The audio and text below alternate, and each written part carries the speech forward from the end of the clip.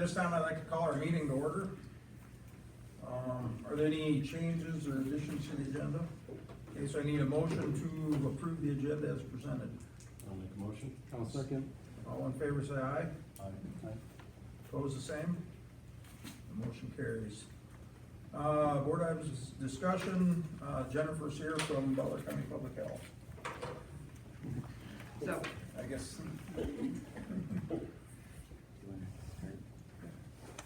do you want to know what this? Yeah. Not to put you on the spot, Jennifer. Yeah, sure. I assume that's why you were here. Yeah. I was hoping.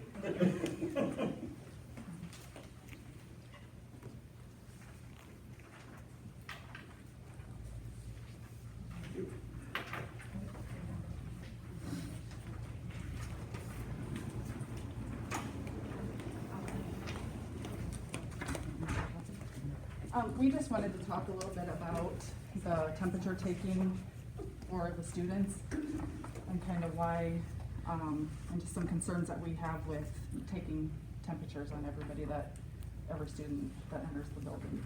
So, and I put together just some information for you guys to think about. The first thing on the list is that CDC doesn't recommend doing that on every student that comes in the building. And IDPH, the Iowa Department of Public Health, says that K through 12 guidance recommended daily health checks if feasible. And I think that's where I'm having a hard time wrapping my head around the feasible part of it. Just because there's a lot of logistics that checking temperatures every day on every student involves. It's not just a matter of simply checking temperatures. There's other things that are involved with that I think should be discussed or looked at. And I've laid those out for you. And I can read those, or if you want to read them, it's fine, and we can discuss them if you have questions. Just some other things to consider is that there's not one single symptom that's uniquely COVID related. There's tons of different symptoms and not one of them is predictive of COVID all by itself.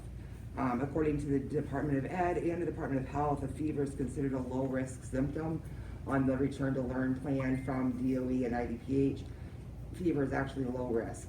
And then just some statistics I put together today.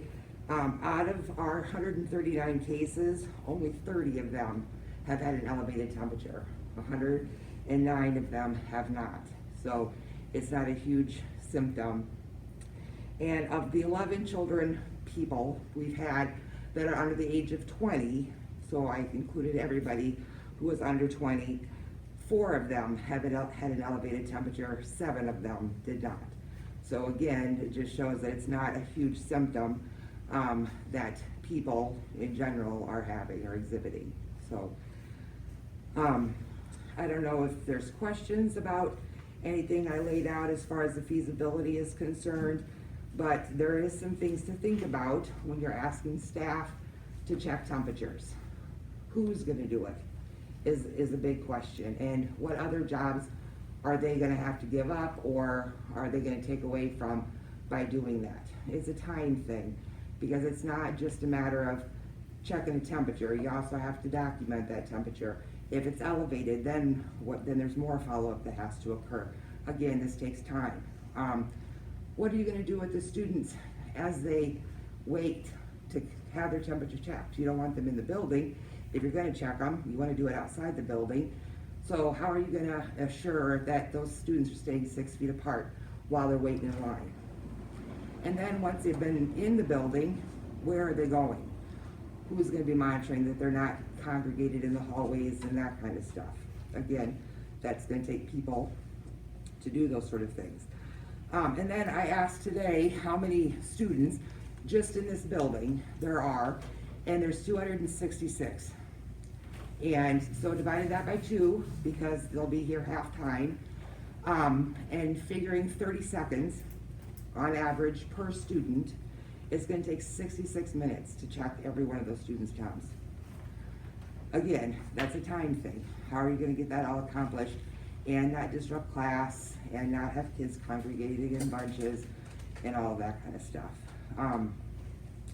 And then the other thing that I thought about is What if you have them standing outside and it starts to rain, or it's storming, then what do you do? Or when it's 10 below, then what are you gonna do? There's little questions to think about. The other thing that I thought about is, if you're gonna do it before they get on the bus, which is what I understood you guys were thinking about, what if you have two children in the household, and one of them is a 14-year-old brother, and the other is the 8-year-old sister, and the 8-year-old is running a temperature, but the 14-year-old is not, and the parents have left for work for the day? What are you gonna do with the 8-year-old? Can't send them back to the house by themselves, so is the 14-year-old gonna have to miss school too? So, those are just some things, that I thought about as far as temperature checking and the feasibility of trying to accomplish that at the school. And I just was thinking about the high school specifically today when I was doing my figuring. And I guess I had brought up about the temperature checking in a meeting last month or whenever it was. I would love it if it was possible. In a perfect Business and world, industry, I was at Souk Up yesterday. yeah, You get there, they take your temperature, you get a sticker, they record it. Everybody that works in the plant does that. Caterpillar in Peoria, same thing. Lennox in Marshalltown, same thing. So it's happening all over.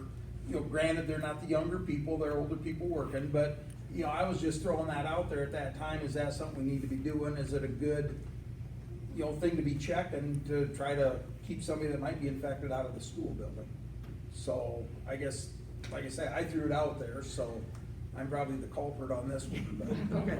And like I said, in a perfect world, it would be, I would wholeheartedly agree with it. The only problem is how are you gonna accomplish that? It's Right, the- in your 66 minutes would be one person checking. Yes. You know, you could have 4 or 5 people checking students in the morning when they get here, so you can cut that down to 10 or 15 minutes. We already have the thermometers purchased, right? They are the infrared thermometers. Yep, and you I scan believe that's what they for are, right, Kim? You got them? Still need to get some more. Okay. They are infrared, yes. Okay. And those are the kind you just scan their forehead and it flips up what it is. So I think maybe the 30 seconds is a little bit more, it's a little bit But on you the, have to document it. on the and high then- side, right? There's It follow-up takes, questions. it takes time to go Okay. through it, Gotcha. so. Yeah. So I And you have guess to have kids that are, reliable? yeah. My question is your recommendation then that we don't go forward with checking temperatures? It is, Okay. yeah. And I'm fine with that. Like I say, I know business and industry's doing it, so, you know, I threw it out there, so. Because the other side of that is you got a kid that's home in the morning, got a temp, and mom and dad load him up on Tylenol or whatever and send him to school, and then about 1 o'clock, he's running a fever and, Yeah. you know. And you it's- wouldn't catch that in the morning. Yeah. With anything, yeah, Right. And they do. yeah. And they do. And the other thing is that a temperature is not indicative of just COVID, you know, it's indicative of Right. many, many other things, so it's hard to say what that temperature could mean. But if they've got the cold and flu, they shouldn't be here either. No. That's very true. And that's kind of why I put that at the bottom there. It's essential for schools to reinforce the students, parents, caregivers, and staff that they have to stay home when they're sick. I mean, that has to be one of our biggest messages that we send out to people is, if you're sick, you have to stay home. And I don't know how we can drive that home as much as we can, but that's imperative. But we're a daycare service, so that doesn't always happen. Yeah. There's too many variables with it that you covered though too with it, so. Too many, with the temperature checks. And then if you have multiple students whose elevated temperature, where are you gonna go with all of them while they're waiting to be Right. assessed?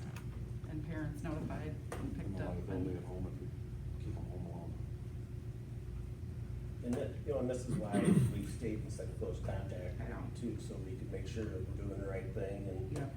yeah, Yeah. we all are on the same page. Yeah, and I'm okay with you guys, I mean, I've told all the school districts in the county this, that you are more than welcome to call me anytime on the weekends or whatever, so.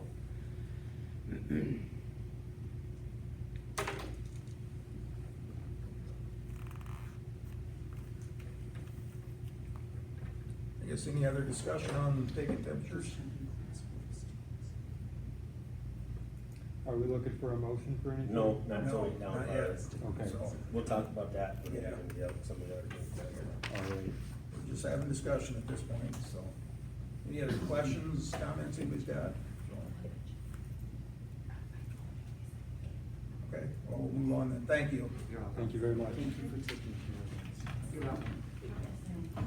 We'll move on to the classified staff handbook. I thought we had done these, and it was the other school district that had done them, not here, so. The only change to the classified staff handbook this year has to do with, the sick days, that if they have, extra sick days, they've got built up, that they can use those possibly towards family illness instead of just enforcement for years. With your approval. With my approval, yes. So I would recommend that we approve that with that update, and then updating the dates in it. Like we should do. Yeah. Any questions on the classified staff handbook? If not, I need a motion to approve.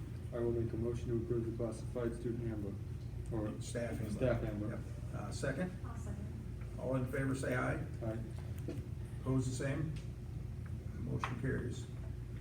The certified staff handbook. The certified staff handbook, we have that same piece in the family sick leave.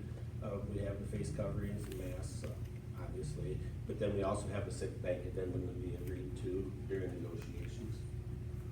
It's the wording that was agreed on between the association.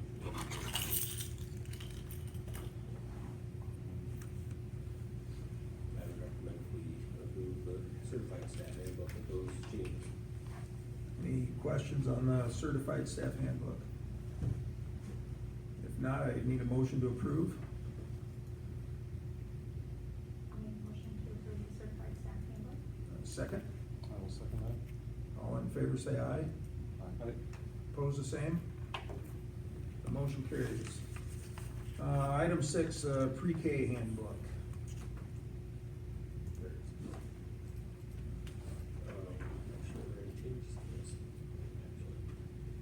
It's just updating the dates and as far as I've seen. I just need to approve the update in it. Okay, any questions on the pre-K handbook? I need a motion to approve then, the pre-K handbook. I'll make the motion. I'll second. All in favor, say aye. Aye. Opposed, the same? The motion carries. Item 7, the COVID return to learn updates and actions. There's some documents attached to the board site there. We have a flow chart of symptoms and, talks about sending kids home. If a child has 2 of the following symptoms: fever, headache, body aches, fatigue, tired, sore throat, nausea, vomiting, diarrhea, or runny nose, congestion, or one of the following symptoms: new cough, shortness of breath, difficulty breathing, loss of taste or smell, then they'll be sent to the nurse to go home, and then it has underneath when they can return to school under there. And this is part of what has come from the Department of Education. It's just a simplification of the flow chart that they've given us. And then we also have the school face covering expectations is also attached down there. And it basically covers the things that we approved at our last meeting, but we just wanted you to approve this document before we put that out. And then we had also attached a return to learn plan, question and answers for families and for staff that we wanted to have approved. And I think those are the only updates that we had. And I put my handbook on there again, just because I added a section about, masks. And Mr. Foster? Yes. I do need to add a little note to the bottom too, for when, if they have a positive test. It says may return after 10 days, but in talking with Jennifer, I need to add when released by public health, so. Right. They have to get released by, I just wanna add that on there to make And that clear. I know some schools are requiring that they be symptom free for 72 hours before they come back also. Right. That's not a recommendation by Yeah. the health department, No. but not everybody gets released after 10 days. Right. So just, I don't want people to think, okay, my 10 days are up and and I can go, because that's not always the case, and so it just needs to be a little Okay. note that they have to wait till I actually tell them they're free to go. So you follow up with them then? Every one of them, yep. And then we just wanted to have these documents board approved before we send them out to the public. And then we will also put out the flow chart that we're going to use that tells us when we have to start looking at either closing a section or closing the wing or closing the school. So that everybody has an idea what we're doing. And that was sent out by the Department of Education, Department of Public Health, so we really, those decisions are local, but they're not. So we'll send that out too, so everybody knows where those are coming from. And then I would recommend we approve them, and then with new information, I guess I would recommend also that we don't do the temperature checks on a daily basis. So those would be the adjustments that I'd recommend for our return to learn at this point. Any questions? When is the public time to ask a couple questions? Do you have that in your agenda at all? We don't actually have that on the agenda tonight. Okay, so is this not an open meeting?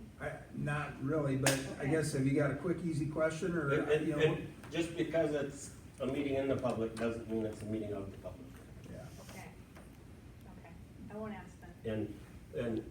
And technically, in order to speak during this time, you're supposed to let us know 24 hours in advance if you want to.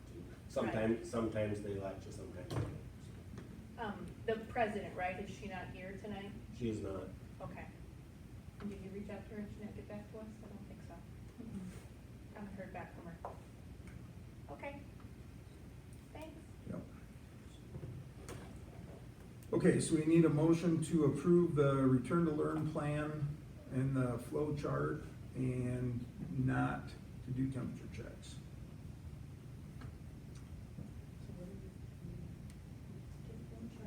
The documents, and we'll add it to it. I'll give them to you. The updated flow chart. They're all located at the site, and just the one, the full chart. I will make a motion to approve our return to learn plan updates as presented to the board this evening with the addendums of removing temperature checks as well as the addendum to our flow chart that we require the Butler County Health sign off as well. Second. I will second that.